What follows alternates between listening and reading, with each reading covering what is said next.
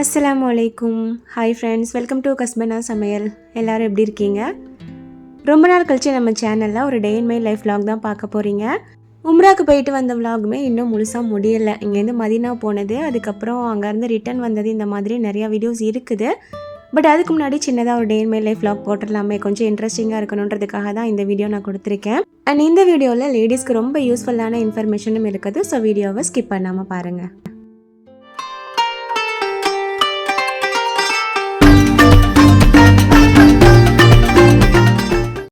இந்த video last வெள்ளிக்கிழமை அப்போ எடுத்தது. கொஞ்சம் கடைக்கு போயிட்டு திங்ஸ்லாம் வாங்க வேண்டியது இருந்தது. ஸோ ஹைப்பர், லூலு, நெஸ்டோ இந்த மாதிரி ஒரு கடை விடாமல் எல்லா கடைக்கும் போயிட்டு தேவையான திங்ஸ் எல்லாமே பார்த்திங்கன்னா கொஞ்சம் வாங்கிட்டு வந்தாச்சு. வெங்காய ரேட் மட்டும் பார்த்திங்கன்னா இப்போ துபாயில் கொஞ்சம் ஹை லெவலில் இருக்குது. இந்தியாவில் எவ்வளோ இருக்குதுன்னு சொல்லிவிட்டு எனக்கு கமெண்ட் பண்ணுங்கள். ஏன்னா இந்தியாவிலேருந்து இங்கே கொஞ்சம் வரத்து இல்லை வெங்காயம். ஸோ அதனால் வந்துட்டு ரேட் கூட இருக்குது. போக போக கம்மியாகும்னு நினைக்கிறேன். மற்ற திங்ஸ்னாலும் வாங்காமல் இருந்தலாம், பட் வெங்காயம் வந்து கண்டிப்பாக எல்லா சமையலுக்கும் தேவை இல்லையா? ஸோ அதனால் அதுவும் கொஞ்சம் வாங்கியாச்சு. அண்ட் மீன் வாங்கிட்டு வந்திருந்தோம். சனிக்கிழமை அப்படின்னாலே மோஸ்ட்டாக மீன் தான் ஆக்கிற மாதிரி இருக்கும். இவங்க வந்து ஹாஃப் அ டேயில் வந்துடுவாங்க அப்படின்றனால ஸோ மீனுமே வந்து பார்த்திங்கன்னா வாங்கிட்டு வந்தாச்சு. இதெல்லாம் ஒவ்வொரு கடையாக ஏறி இறங்கி வாங்குறத விட பெரிய விஷயம் என்னது பார்த்திங்கன்னா, இதெல்லாம் எடுத்து வைக்கிறது ரொம்ப டென்ஷன் பிடிச்ச வேலை.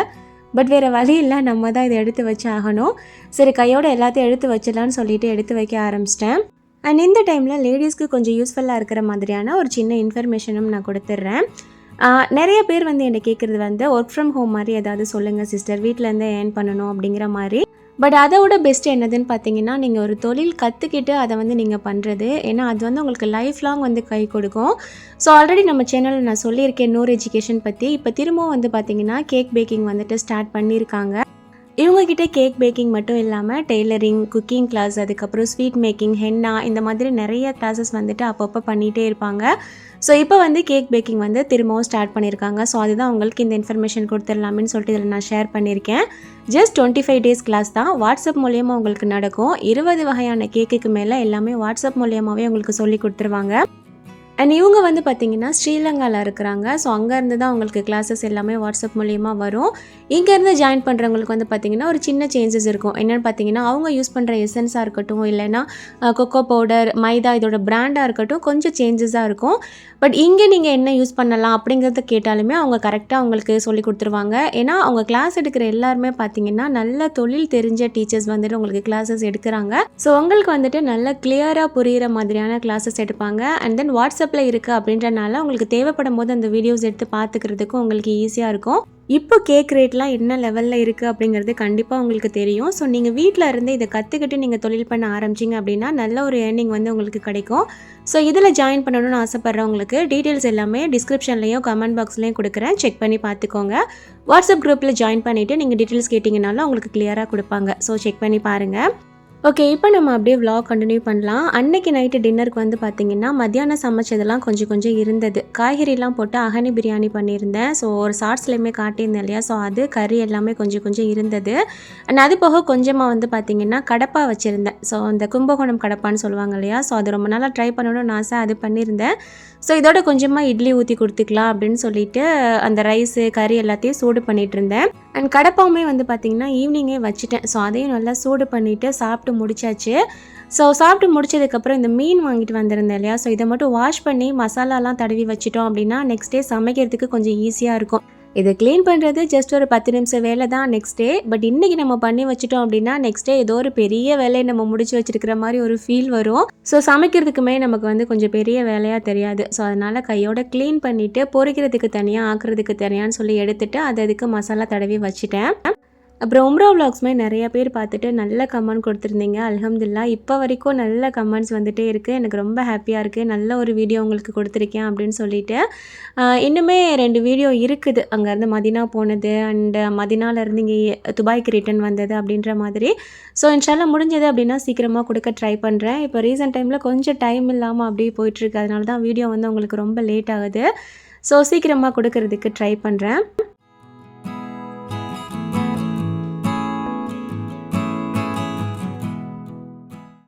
இப்போ பார்த்திங்கன்னா பொரிக்கிறதுக்கு, ஆக்குறதுக்குன்னு தனியாக எடுத்து வச்சுட்டேன். பொரிக்கிறதுக்கு வந்து மசாலா வந்து பார்த்திங்கன்னா நார்மலாக வீட்டில் குழம்பு மிளகாத்தூள் அரைப்போம் இல்லையா? அது கூடவே உப்பு, அதுக்கப்புறமா கலருக்காக கொஞ்சமாக சில்லி பவுடர், அவ்வளோதான். இது மட்டும் சேர்த்துட்டு நல்லா பெரட்டிட்டு ஒரு பாக்ஸில் வச்சுட்டேன். மற்ற மசாலாஸ்லாம் போட்டு நம்ம சம்டைம்ஸ் மீன்லாம் பெரட்டுவோம். பட் இருந்தாலும் வீட்டு மசாலா மட்டும் போட்டு பண்ணும்போது அது ஒரு சூப்பரான டேஸ்ட்டில் தான் இருக்கும் இல்லையா? ஸோ இன்றைக்கி வந்துட்டு ஜஸ்ட் வீட்டு மசாலா, கொஞ்சமாக சில்லி பவுடர், உப்பு மட்டும் போட்டு நல்லா பெரட்டிட்டு ஒரு பாக்ஸில் எடுத்து வச்சுட்டேன். அண்ட் அந்த பாத்திரத்தில் வந்து பார்த்திங்கன்னா கொஞ்சமாக அந்த மசாலா வந்துட்டு இருக்கும் இல்லையா? ஸோ ஆக்குறதுக்குள்ள மீனையுமே வந்துட்டு அதில் போட்டு லைட்டாக மிக்ஸ் பண்ணி வச்சுட்டேன். ஸோ அந்த மாதிரி வைக்கும் போது நெக்ஸ்ட் டே நம்ம சமைப்போம் இல்லையா? அதில் கொஞ்சம் உப்பு உரப்புலாம் இறங்கி குழம்புல உள்ள மீனுமே பார்த்திங்கன்னா நல்ல டேஸ்ட்டாக இருக்கும். ஸோ குழம்புக்குள்ள மீனையுமே வந்துட்டு அந்த மசாலாவில் போட்டு லைட்டாக பரட்டிட்டு அதையும் பாக்ஸில் போட்டு எடுத்து ஃப்ரிட்ஜில் வச்சாச்சு. நெக்ஸ்ட் டே வந்து சமைக்கிறதுமே பார்த்தீங்கன்னா ரொம்ப லேட்டாக தான் சமைப்பேன் சனிக்கிழமை. ஏன்னா ரெகுலராக வாஷ் பண்ணுறவங்களுக்கு தெரியும், பிள்ளைங்களுக்கும் ஸ்கூல் இல்லை, ஹஸ்பண்ட்க்கு பிரேக்ஃபாஸ்ட் பண்ணுற வேலை மட்டும்தான். ஸோ இது ரெடி பண்ணி வச்சதே ஏதோ சமையலில் பாதி வேலையை முடிச்சு வச்ச மாதிரி ஒரு ஃபீல் கிடச்சிது. ஸோ அவ்வளோதான், இந்த 2 பாக்ஸையும் தூக்கி ஃப்ரிட்ஜில் வச்சுட்டேன். ஃப்ரீசரில் வைக்கல, மசாலா தடவிட்டேன் அப்படின்றனால ஃப்ரீசரில் வைக்கல, கீழே தான் வைப்பேன். ஏன்னா நெக்ஸ்ட் டே எடுத்த உடனே சமைக்கிறதுக்கு ஈஸியாக இருக்கணும் இல்லையா? ஸோ நல்லா கீழே தான் வச்சுருந்தேன். நான் ஒரு ஷார்ட்ஸில் வந்துட்டு சொல்லியிருந்தேன், மீன் குழம்பு வந்து மசாலாலாம் வதக்கி அரைச்சி பண்ணியிருந்தேன் அப்படின்னு சொல்லிட்டு. ரீசெண்டாக பார்த்தீங்கன்னா அதோட டேஸ்ட் வந்துட்டு எனக்கு ரொம்ப பிடிச்சிருச்சு. அதான் உங்களுக்கு இந்த வீடியோவில் அதை ஷேர் பண்ணிடலாம் அப்படின்னு சொல்லிட்டு. ஸோ அதுக்கு தான் வந்து பார்த்திங்கன்னா இந்த வீடியோவே நான் மெயினாக ஷூட் பண்ணது. ஸோ கண்டிப்பாக வீடியோ வந்துட்டு அப்படியே ஸ்கிப் பண்ணாமல் பார்த்துட்ருங்க. இந்த டைப்பில் நீங்கள் ஒரு தடவை மீன் குழம்பு வச்சிட்டிங்க அப்படின்னா அடுத்து சேஞ்ச் பண்ணவே மாட்டீங்கன்னு நினைக்கிறேன். ஏன்னா எனக்கே அந்த அளவுக்கு ரொம்ப பிடிச்சிருச்சு.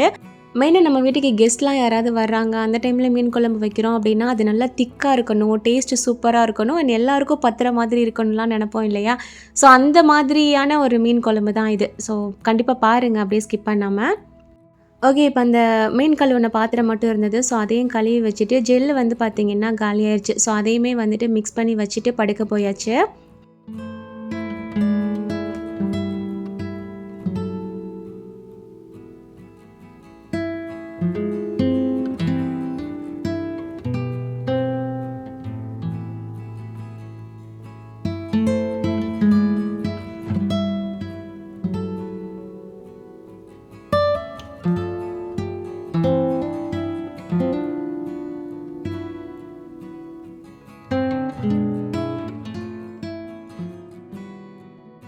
அண்ட் நெக்ஸ்ட் டே வந்து பார்த்திங்கன்னா கொஞ்சம் காலையில் சீக்கிரம் முழிச்சு ஹஸ்பண்டுக்கு மட்டும் பிரேக்ஃபாஸ்ட் பண்ணி கொடுத்து அனுப்பியாச்சு. அண்ட் ஒரு 12 மணிக்கு மேலே தான் குக் பண்ணுறதுக்கு வந்துட்டு கிச்சனுக்குள்ளேயே வந்தேன். பிள்ளைங்களும் வந்து கொஞ்சம் லேட்டாக தான் எழுந்திரிச்சாங்க. ஸோ அவங்களுக்குமே லேட்டாக தான் பிரேக்ஃபாஸ்ட்லாம் கொடுத்தேன். ஓகே, இப்போ மீன் குழம்பு வந்துட்டு எப்படி பண்ணுறதுன்னு பார்க்கலாம். ஒரு 1/2 கிலோ அளவு மீன் எடுத்து வச்சுருப்பேன்னு நினைக்கிறேன் ஆக்குறதுக்கு. 1/2 கிலோவா இல்லை அதோட கொஞ்சம் கம்மியாக இருக்கும், ஒரு 350-400 கிராம் கிட்டே இருக்கும். ஸோ அதுக்கு வந்துட்டு எவ்வளோ அளவு பார்த்திங்கன்னா ஒரு பெரிய நெல்லிக்காய் இருக்குது இல்லையா, அந்த சைஸ் அளவுக்கு புளி வந்துட்டு எடுத்திருக்கேன். அதை லைட்டாக அலசிட்டு அதை வந்து முதல்ல ஊற போட்டு வச்சுக்கலாம். அண்ட் இதுக்கு வந்துட்டு ஒரு சில பொருள் வந்துட்டு நம்ம வதக்கி ஆற வச்சு அரைக்கிற மாதிரி இருக்கும். ஸோ அதுக்கான பொருள் தான் வந்து பார்த்திங்கன்னா எல்லாம் எடுத்துகிட்டு இருந்தேன். என்னதுலான்னு பார்த்தீங்கன்னா வெங்காயம், வெள்ளைப்பூடு, சின்னதாக ஒரு துண்டு இஞ்சி அண்ட் தக்காளி இதெல்லாம் தேவைப்படும். வெள்ளைப்பூடும் வெங்காயமும் வந்து நம்ம அரைக்கிறதுக்கும் சேர்க்குற மாதிரி இருக்கும், அண்ட் வதக்கும் இல்லையா, தாளிப்போம் இல்லையா, ஸோ அதுக்கும் சேர்க்குற மாதிரி இருக்கும். அதுக்கு தான் எடுத்து வச்சுருக்கேன். வதக்குறதுக்குன்னு பார்த்தீங்கன்னா சின்ன சைஸில் ஒரு வெங்காயம் கட் பண்ணி வச்சுருக்கேன், ஒரு பெரிய தக்காளி அண்ட் ஒரு 5-6 பல் வெள்ளைப்பூடு, சின்னதாக ஒரு துண்டு இஞ்சி தோல் எடுத்துகிட்டு கட் பண்ணி வச்சுருக்கேன். அண்ட் இந்த பக்கம் இருக்கிற வெங்காயம் வெள்ளைப்பூடு வந்து பார்த்திங்கன்னா நம்ம தாளிப்போம் இல்லையா, அப்போ வந்துட்டு தேவைப்படும். இப்போ அடுப்பில் வந்து பார்த்திங்கன்னா ஒரு மண் சட்டி வச்சுருக்கேன். முதல்ல வந்து வதக்கி ஆற வைக்கிறத வந்து முதல்ல நம்ம ஆற வச்சிட்டோம் அப்படின்னா அப்படியே குழம்பு பண்ண ஸ்டார்ட் பண்ணிடலாம். ஸோ இப்போ வதக்கிறதுக்கு வந்து பார்த்திங்கன்னா 1 டீஸ்பூன் அளவுக்கு நல்லெண்ணெய் சேர்த்துருக்கேன். அண்ட் இதில் வந்துட்டு பார்த்திங்கன்னா ஒரு 1 டீஸ்பூன் அளவுக்கு மிளகு, கூடவே அதே 1 டீஸ்பூன் அளவுக்கு சோம்பு அண்ட் ஒரு 1/2 டீஸ்பூன் அளவுக்கு ஜீரகம், இது 3 வந்துட்டு அந்த எண்ணெயில் சேர்த்துட்டு நல்லா பொரிய விட்டுக்கோங்க. அது நல்லா பொரிஞ்சு வந்ததுக்கப்புறமா நம்ம வெள்ளைப்பூடும் இஞ்சியும் வந்துட்டு கட் பண்ணி வச்சுருந்தேன் இல்லையா, அது சேர்த்துட்டு லைட்டாக பொரிய விட்டுக்கோங்க. அண்ட் இது லைட்டாக பொரிஞ்சு வந்ததுக்கப்புறம் நம்ம வெங்காயம் வந்து கட் பண்ணி வச்சுருந்தோம் இல்லையா, அதை சேர்த்துக்கலாம். சேம் டைப்பில் தான் வந்துட்டு வெள்ளைப்பூடு குழம்பும் வைக்கணும். ஸோ நான் அதுவுமே வந்துட்டு எப்படி வைக்கிறதுன்னு சொல்லிட்டு இடையில நான் சொல்கிறேன். ஆனால் வதக்குறது வந்து பார்த்திங்கன்னா இதே சேம் பொருள் தான் போடுற மாதிரி இருக்கும். ஓகே, இப்போ வெங்காயம் வந்துட்டு லைட்டாக கண்ணாடி பதம் வந்ததுக்கப்புறமா அந்த ஒரு தக்காளி கட் பண்ணி வச்சுருந்தோம் இல்லையா, அது சேர்த்துட்டு கொஞ்சமாக உப்பு சேர்த்துட்டு நல்லா வதக்கி விட்டுக்கலாம். அண்ட் கூடவே பார்த்திங்கன்னா கொஞ்சமாக கருவேப்பிலை வந்துட்டு சேர்த்துக்கிறேன். கருவேப்பிலை சேர்க்கும் போது அதோட ஃப்ளேவருமே பார்த்திங்கன்னா குழம்புக்கு ரொம்ப சூப்பராக இருக்கும். ஸோ இப்போ வந்து அந்த தக்காளி லைட்டாக மசிஞ்சு வரணும், அந்த அளவுக்கு நல்லா வதக்கி விட்டுட்டு இதை வந்து நம்ம ஒரு பிளேட்டில் தனியாக எடுத்துடலாம். இது ஆறி வந்ததுக்கப்புறம் இதில் வந்துட்டு இன்னும் ஒரு சில மசாலா ஐட்டம்ஸ்லாம் சேர்த்துட்டு அரைக்கிற மாதிரி இருக்கும். ஸோ நான் தனியாக ஒரு பிளேட்டில் எடுத்துட்டேன். இதை அரைச்சிட்டு தான் நம்ம வந்து குழம்பு வைக்கணும். பட் அது ஆறுற வரைக்கும் நான் வந்துட்டு அடுப்பை ஆஃப் பண்ணலை. ஏன்னா மண் சட்டி சூடுறதுக்கு டைம் ஆகும் இல்லையா? ஸோ அதை வந்து ஃபேன் காற்றுல வச்சோன்னா சீக்கிரமாகவே ஆறிடும். இப்போ சட்டியில் வந்து பார்த்திங்கன்னா ஒரு 3 டேபிள் ஸ்பூன் அளவுக்கு நல்லெண்ணெய் சேர்த்துக்கிறேன். இதுக்கு வந்து கொஞ்சம் எண்ணெய் ஜாஸ்தியாக சேர்க்குற மாதிரி தான் இருக்கும். பட் நல்லெண்ணெயாக சேர்த்தோம் அப்படின்னா ரொம்பவே டேஸ்ட்டாக இருக்கும். ஸோ எண்ணெய் சூடாகிறதுக்குள்ளே அதை வந்து பார்த்திங்கன்னா ஃபேன் காற்றுல வந்துட்டு ஆற வச்சுட்டேன். இப்போ எண்ணெயில் வந்துட்டு ஒரு 1/2 டீஸ்பூன் அளவுக்கு கடுகு, ஒரு 1/4 டீஸ்பூன் அளவுக்கு வெந்தயம் சேர்த்துட்டு நல்லா பொரிய விட்டுக்கோங்க. அண்ட் இந்த டைமில் 2-3 வெள்ளைப்பூடு வந்துட்டு ஸ்லைஸாக கட் பண்ணிவிட்டு அதையும் சேர்த்துக்கலாம். நீங்கள் வெள்ளைப்பூடு குழம்பு வைக்கும்போது முழு வெள்ளைப்பூடு வந்துட்டு கொஞ்சம் நிறைய சேர்க்கணும். ஒரு 20 பல் அளவுக்கு நீங்கள் நிறையா சேர்த்துக்கிட்டீங்க அப்படின்னா வெள்ளைப்பூடு குழம்பு வந்து பார்த்திங்கன்னா சூப்பராக இருக்கும். ஓகே, இப்போ இந்த வெள்ளைப்பூடு வந்துட்டு அதோட பச்சை வாசம் மட்டும் போனால் போதும். இந்த டைமில் ஒரே ஒரு வெங்காயம் வந்துட்டு கட் பண்ணி வச்சுருக்கேன், அதையும் நான் சேர்த்துக்கிறேன். இதுக்குமே சின்ன வெங்காயம் சேர்த்தோம் அப்படின்னா ரொம்ப சூப்பராக இருக்கும். நீங்கள் சின்ன வெங்காயமாக சேர்க்குறீங்க அப்படின்னா இந்த அளவுக்கு சின்னதாக கட் பண்ணாமல் 2-3 வந்து கட் பண்ணிக்கோங்க. ஓகே, இப்போ இதில் ஒரே ஒரு பச்சை மிளகாய் சேர்த்துட்டு நல்லா வதக்கி விட்டுக்கலாம். இந்த வெங்காயம் வந்து பார்த்திங்கன்னா நமக்கு நல்லா வதங்கணும். ஸோ அந்த கேப்பில் வந்து பார்த்திங்கன்னா நமக்கு வதக்கி ஆற வச்சுருந்தோம் இல்லையா, அதுவுமே லைட்டாக ஆறி வந்துருச்சு. இப்போ இதை வந்துட்டு பார்த்திங்கன்னா ஒரு மிக்ஸி ஜாரில் சேர்த்துக்கிறேன். அண்ட் இதில் வந்துட்டு சில்லி பவுட்ரு சேர்த்துக்கிறேன். 1 டீஸ்பூன் அளவுக்கு காஷ்மீரி சில்லி பவுடரும் 1 டீஸ்பூன் அளவுக்கு நார்மல் சில்லி பவுடரும் சேர்க்குறேன். நீங்கள் நார்மல் சில்லி பவுடர் மட்டும் சேர்க்குறீங்க அப்படின்னா ஒரு 1.25 டீஸ்பூன் அளவுக்கு சேர்த்துக்கோங்க. அண்ட் ஒரு 2 டீஸ்பூன் அளவுக்கு மல்லித்தூள் இருக்குது இல்லையா, அது சேர்க்குறேன். 1/4 டீஸ்பூன் மஞ்சள் தூள், கூடவே 1 டீஸ்பூன் அளவுக்கு நம்ம வீட்டில் அரைக்கிற குழம்பு மிளகாய் தூள் இருக்கும் இல்லையா, அது வந்துட்டு சேர்த்துக்கிறேன். ஸோ கண்டிப்பாக நம்ம எல்லார் வீட்லேயுமே ஏதாவது ஒரு மசாலா அரைச்சி வச்சுருப்போம் வீட்டில். ஸோ அது வந்துட்டு சேர்த்துக்கோங்க. இதில் இப்போ கொஞ்சமாக தண்ணி சேர்த்துட்டு இந்த மாதிரி ஒரு பேஸ்ட்டாக வந்துட்டு அரைச்சி எடுத்துக்கோங்க. இந்த பேஸ்ட்டு தான் பார்த்தீங்கன்னா அந்த மீன் குழம்புக்கு செம்மையான ஒரு டேஸ்ட்டு, திக்னஸ் எல்லாமே கொடுக்குறது. ஓகே, இப்போ வெங்காயம் வந்து பார்த்திங்கன்னா ஓரளவுக்கு நல்லாவே வதங்கி வந்துருச்சு இல்லையா. ஸோ இந்த டைமில் வந்துட்டு நம்ம அரைச்சி வச்சுருந்தோம் இல்லையா பேஸ்ட்டு, அதை வந்துட்டு அப்படியே நம்ம சேர்த்துற வேண்டியதான். மிக்ஸி ஜாரில் வந்துட்டு கொஞ்சமாக தண்ணி சேர்த்து அலசிட்டு அதையும் நான் சேர்த்துக்கிறேன். இப்போ இதை நல்லா மிக்ஸ் பண்ணி விட்டுட்டு மூடி போட்டு அந்த மசாலா வந்துட்டு கொஞ்சம் வேக வைக்கணும். ஏன்னா நம்ம மற்ற பொருள்லாம் நல்லா வதக்கிட்டோம், பட் மசாலா ஐட்டம்ஸ்லாம் சேர்த்தோம் இல்லையா, அதோட பச்சை வாசம் எல்லாமே போகணும். ஸோ நல்லா மிக்ஸ் பண்ணி விட்டுட்டு இதை மூடி போட்டுடலாம். ஸோ அது ரெடியாகிறதுக்குள்ளே இந்த பக்கம் புளி வந்துட்டு ஊற வச்சுருந்தேன் இல்லையா, அதை வந்துட்டு கரைச்சி எடுத்துக்கிறேன். அந்த மிக்ஸி ஜார்லேயே வந்து பார்த்திங்கன்னா கரைச்சி எடுத்துக்கிட்டேன். ஏன்னா அதில் கொஞ்சம் மசாலா இருந்தது, ஸோ வேஸ்ட் பண்ண வேணான்னு சொல்லிவிட்டு. ஸோ இந்த பக்கம் அந்த மசாலாவோட பச்சை வாசம் எல்லாமே போயிடுச்சு. இப்போ ஒரு தடவை நல்லா கலந்து விட்டுட்டு அந்த புளி தண்ணி வந்து கரைச்சி வச்சுருந்தேன் இல்லையா, அது வந்துட்டு நான் சேர்த்துக்கிறேன். வெள்ளைப்பூடு குழம்பு பண்ணுறீங்க அப்படின்னா புளி வந்துட்டு கொஞ்சம் நல்லா திக்காக கரைச்சிட்டு சேர்த்துக்கோங்க. ஏன்னா வெள்ளைப்பூடு குழம்பு வந்துட்டு நல்லா திக்காக இருக்கணும், அந்த வத்த குழம்பு மாதிரி. பட் மீன் குழம்பு வந்து கொஞ்சம் நம்ம லிக்யூடாக தான் வைப்போம் இல்லையா, ஸோ எக்ஸ்ட்ராவுமே தண்ணி சேர்த்துட்டு நல்லா கலந்து விட்டுக்கிறேன். நீங்கள் உப்பு வந்துட்டு இந்த டைம்லேயே சேர்த்துட்டு அதுக்கப்புறமா கொதிக்க வைங்க. நான் வந்து மறந்துட்டேன், ஸோ லேட்டாக தான் சேர்த்தேன். அண்ட் இது கொதிச்சு வர்றதுக்குள்ளேயே இன்னொரு அடுப்பில் வந்து பார்த்திங்கன்னா ரைஸ்மே வச்சுட்டேன்.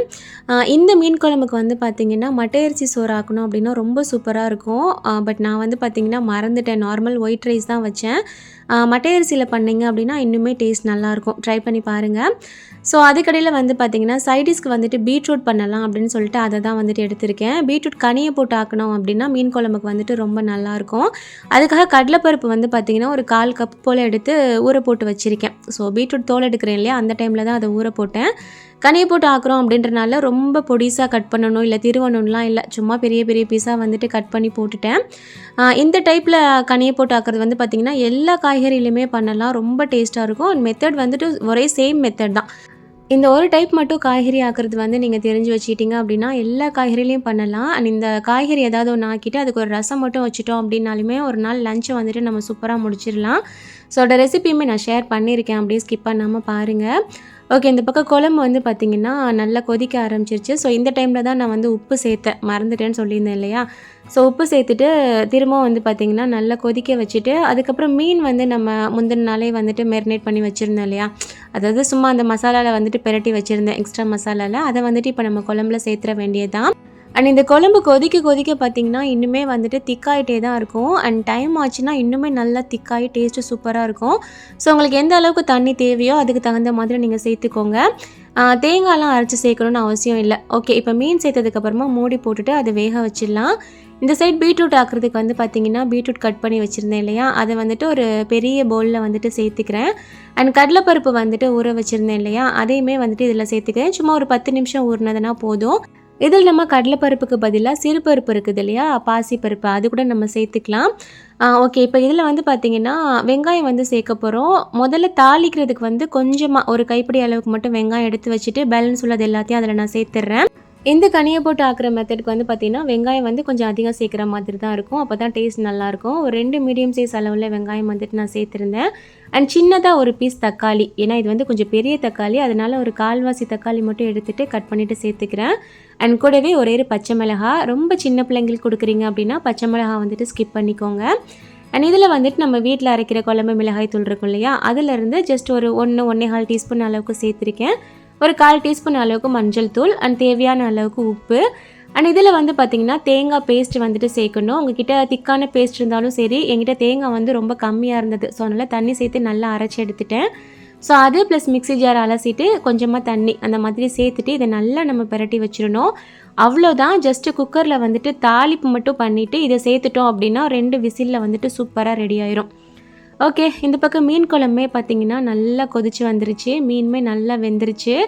நல்லா எண்ணெய்லாம் பிரிஞ்சு சூப்பராக ரெடியாக இருக்குது இல்லையா. இதை வந்து கொஞ்சம் நேரம் நம்ம ஆஃப் பண்ணி வச்சுட்டோம் அப்படின்னா இன்னுமே நல்லா எண்ணெய்லாம் பிரிஞ்சு டேஸ்ட்டாக சூப்பராக ரெடி ஆயிரும். கண்டிப்பாக இந்த மெத்தடில் எனக்காக ஒரே ஒரு டைம் ட்ரை பண்ணி பாருங்கள். நெக்ஸ்ட் இது தான் நீங்கள் பண்ணுவீங்க. ஓகே. இப்போ கடைசியாக கொஞ்சமாக மல்லி இலையும் கருவேப்பிலை வந்துட்டு இந்த மாதிரி கையாலேயே பிச்சிட்டு வந்துட்டு சேர்த்துக்கிறேன். அவ்வளோதான். இதை மூடி போட்டு வச்சிட வேண்டியதான். பூண்டு குழம்பு பண்ணுறது வந்து கொஞ்சம் டிஃப்ரெண்ட்டாக இருக்கும். வேணும்னா அதோட ரெசிபியுமே இன்ஷால்லா நான் ஷேர் பண்ணுறேன். வேணும்னா கமெண்ட் பண்ணுங்கள் எனக்கு. இப்போ இந்த பீட்ரூட் தாளிக்கிறதுக்கு வந்து பார்த்திங்கன்னா ஒரு குக்கர் வச்சுருக்கேன். அண்ட் இதில் வந்து தேங்காய் எண்ணெய் வந்துட்டு ஒரு 2 டேபிள் ஸ்பூன் அளவுக்கு நான் சேர்த்துக்கிறேன். தேங்காய் எண்ணெய் பார்த்திங்கன்னா இங்கே இருக்கிற குளிருக்கு வந்துட்டு நல்லா உறைஞ்சி போய் இருக்குது. என்ன தேங்காய் எண்ணெய் யூஸ் பண்ணுறேன்னு கேட்குறீங்க. இங்கே வந்துட்டு மிஸ்டர் செஃப் கோகோனட் ஆயில் தான் யூஸ் பண்ணிகிட்ருக்கேன். ரொம்ப சூப்பராக இருக்குது சமையலுக்கு. ஓகே. இப்போ எண்ணெய் வந்து சூடானதுக்கப்புறம் கொஞ்சமாக கடுகு சேர்த்துட்டு வெங்காயம் வந்து எடுத்து வச்சுருந்தோம் இல்லையா, அதை வந்துட்டு சேர்த்துக்கிறேன். அண்ட் கொஞ்சமாக கருவேப்பிலை சேர்த்துட்டு இதை நல்லா நம்ம வந்து பொரிய விடணும். அதாவது நல்லா முருகி வரும் இல்லையா தாளிப்பு, அந்த மாதிரி முருகி வரணும். அது வந்ததுக்கப்புறமா நம்ம பீட்ரூட் ரெடி பண்ணி வச்சுருந்தோம் இல்லையா, அதை வந்துட்டு சேர்த்துட்டு மிக்ஸ் பண்ணி விட்டுட்டு நம்ம மூடி போட்டுற வேண்டியதான்.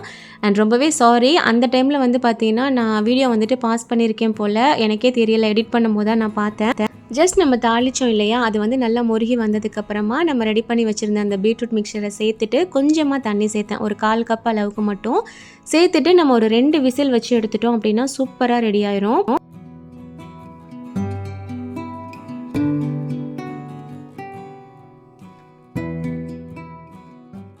ஸோ பீட்ரூட் வந்து தாளித்து போட்டுட்டு மற்ற திங்ஸ் எல்லாத்தையும் பார்த்திங்கன்னா எடுத்து வச்சுட்டு மீன் வந்துட்டு பொரிக்க ஆரம்பிச்சிட்டேன். பிள்ளைங்களுக்கு மட்டும் பொரித்தேன். எதனாலன்னா ஹஸ்பண்ட் வந்து இன்றைக்கி கொஞ்சம் லேட் ஆகும் வர்றதுக்கு அப்படின்ற மாதிரி சொல்லியிருந்தாங்க. ஸோ பிள்ளைங்களுக்கு வந்து சாப்பாடு கொடுத்துடலாம் அப்படின்றனால அவங்களுக்கு மட்டும் முதல்ல மீன் பொரிச்சிட்டேன். அந்த நாங்கள் வந்ததுக்கப்புறமா எங்களுக்கு பொரிச்சிக்கலாம் அப்படின்னு சொல்லிட்டு. இப்போ பீட்ரூட் வந்து பார்த்திங்கன்னா ஒரு 2 விசில் வந்து அதோட கேஸ் எல்லாமே ரிலீஸ் ஆனதுக்கப்புறமா உங்களுக்கு நான் ஓப்பன் பண்ணி காட்டுறேன். நம்ம தேங்காய்லாம் அரைச்சி சேர்த்தோம் இல்லையா, ஸோ பார்க்குறதுக்கு இந்த மாதிரி தான் இருக்கும். அண்ட் நல்லா மிக்ஸ் பண்ணி விட்டுட்டோம் அப்படின்னா ஒரு பீட்ரூட் கூட்டு பண்ணணுன்னா எப்படி இருக்கும் அந்த மாதிரி தான் இருக்கும். ரொம்ப நல்லாயிருக்கும். எல்லா டைப் காய்கறிலையும் பண்ணலாம். அந்தந்த காய்கறிக்கு தகுந்த மாதிரி இதோட டேஸ்ட் வந்து பார்த்திங்கன்னா மாறும். இப்போ பார்க்க லைட்டாக தண்ணி நிற்கிற மாதிரி இருக்குது இல்லையா, இது சூடாக இருக்கிறனால இந்த மாதிரி இருக்குது. டைம் ஆச்சு அப்படின்னா எல்லாமே ஒன்று சேர்ந்து சூப்பரான கூட்டாக வந்து உங்களுக்கு இருக்கும். ஸோ கண்டிப்பாக ட்ரை பண்ணி பாருங்கள்.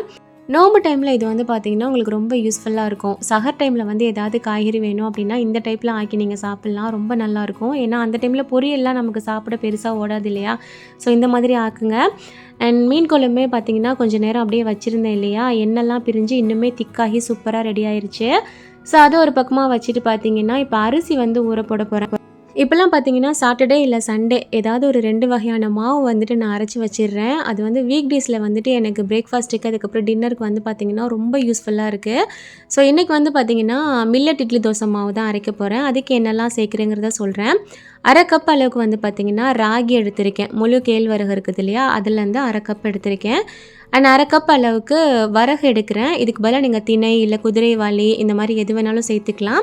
அண்ட் 1/2 கப் அளவுக்கு கவுனி அரிசி சேர்த்துக்கிறேன். கூடவே 1/2 கப் அளவுக்கு இட்லி அரிசி. நமக்கு 2 கப் வர்ற மாதிரி என்னென்னலாம் சிறுதானியங்கள் சேர்க்கணுமோ அது எல்லாமே நம்ம சேர்த்துக்கலாம். அண்ட் 1/2 கப் அளவுக்கு நான் உளுந்து வந்துட்டு சேர்த்துருக்கேன். 2 கப் அளவுக்கு நீங்கள் அரிசி எடுக்கிறீங்கன்னா 1/2 கப் அளவுக்கு உளுந்து வந்துட்டு கரெக்டாக இருக்கும் இட்லி தோசை மாவுக்கு. கூடவே 1 டீஸ்பூன் அளவுக்கு வெந்தயம் வந்துட்டு சேர்த்துக்கலாம். இதில் என்ன சிறுதானியம் சேர்க்கணும்னு உங்களுக்கு தோணுனாலும் நீங்கள் சேர்த்துக்கலாம். அரை கப்பாக சேர்க்காம இன்னும் நிறையா சிறுதானியங்கள் போட்டு கால் கப் அளவுக்கு சேர்க்குறீங்க அப்படின்னாலும் இன்னும் நீங்கள் சேர்த்துக்கலாம். நம்மளோட விருப்பம் தான். 2 கப் அரிசிக்கு அரை கப் உளுந்து அந்த கணக்கில் நீங்கள் என்ன வேணால் சேர்த்துக்கோங்க. ஸோ அதை ஒரு பக்கம் ஊற வச்சுட்டு இன்னொரு பாக்ஸில் வந்து பார்த்திங்கன்னா ஆப்ப மாவு அரைக்கிறதுக்காக தான் எடுத்துகிட்ருக்கேன். ஸோ ஏதாவது ஒரு 2 மாவு வந்துட்டு அரைச்சி வச்சிடுறது இப்போலாம். ஸோ ஏன்னா மற்ற பிரேக்ஃபாஸ்ட்டும் நான் செய்வேன், டின்னருக்கும் வந்துட்டு நல்லாவே யூஸ்ஃபுல்லாக இருக்குது. அந்த வீக் ஃபுல்லாகவே வந்துட்டு எனக்கு நல்லா யூஸ்ஃபுல்லாக இருக்குது. ஸோ அதை வந்து பார்த்திங்கன்னா ஊற வச்சுட்டேன், நைட் போல் அரைச்சி வச்சிடலாம் அப்படின்னு சொல்லிட்டு. அண்ட் பிள்ளைங்களுக்குமே வந்து பார்த்திங்கன்னா சாப்பாடு வந்துட்டு போட்டு கொடுத்துட்டேன், நேரத்தோடு சாப்பிட்டுட்டுன்னு சொல்லிட்டு. சுரேம்க்கு வந்து பார்த்திங்கன்னா பீட்ரூட் வந்து எப்படி ஆக்கினாலும் ரொம்ப பிடிக்கும். மற்ற காய்கறியுமே ஓரளவுக்கு நல்லா சாப்பிட்ருவான். அண்ட் சுரஃபாவை காய்கறி சாப்பிட வைக்கிறது தான் கொஞ்சம் ரிஸ்க்கு. ஆனாலும் எப்படியாவது சாப்பிட வச்சிருவேன்.